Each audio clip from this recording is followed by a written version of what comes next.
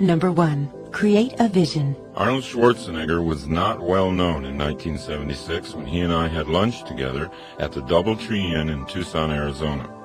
He was in town publicizing the movie Stay Hungry. It was a box office disappointment that he just made. I was a sports columnist for the Tucson Citizen, and my assignment was to spend a full day one-on-one with Arnold and write a feature story about him. So at one point I casually asked him, "Now that you've retired from bodybuilding, what are you going to do next?" And with a voice as calm as if he were telling me about some mundane travel plans, he said, "I'm going to be the #1 box office star in all of Hollywood."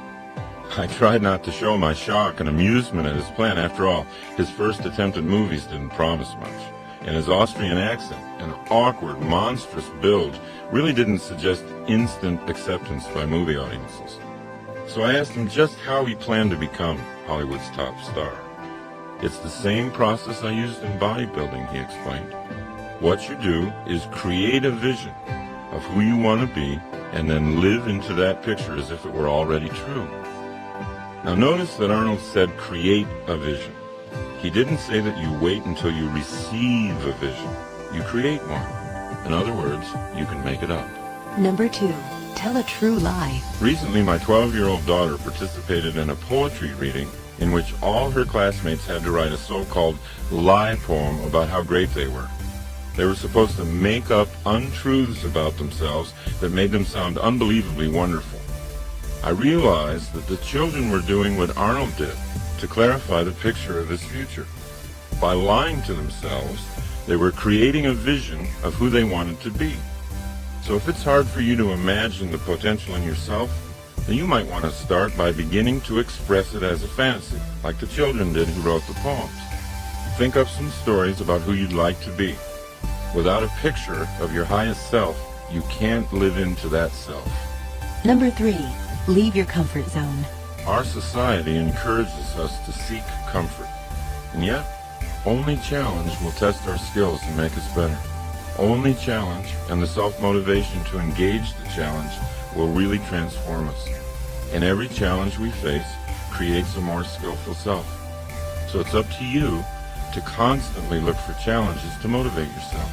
And it's up to you to notice when you're buried alive in a comfort zone. Then break free and fly away. Number 4. Find your key. I used to have the feeling that everyone else in life had been issued an instruction book on how to make life work, and I, for some reason, wasn't there when they passed the books out. Still struggling in my mid-30s with a pessimistic outlook and no sense of purpose, I voiced my frustration once to a friend of mine, Dr. Michael Killebrew. He recommended a book to me. The name of the book was The Master Key to Riches by Napoleon Hill. What the book actually did was a lot more than increase my earning capacity, although by practicing the principles in the book, my earnings did double in less than a year. Hill's advice ultimately sparked a fire in me that changed my entire attitude toward life.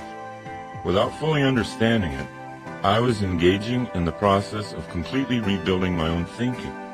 I was, thought by thought, replacing the old cynical and passive orientation to life with a new, optimistic and energetic attitude. So what was this master key to riches?